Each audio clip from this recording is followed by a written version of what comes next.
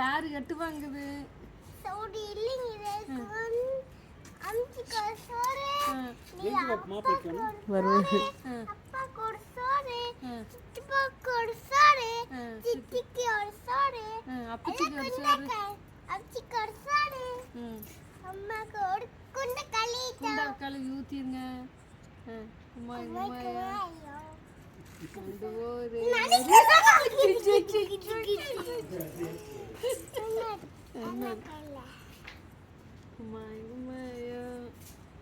சோறுங்குது, சோறு இல்லைங்குது, இது கடை வாங்குங்குது, இது 6 கட்டு வாங்குறேங்குது, இது நான் வாங்குறேன்னு சொல்லுது.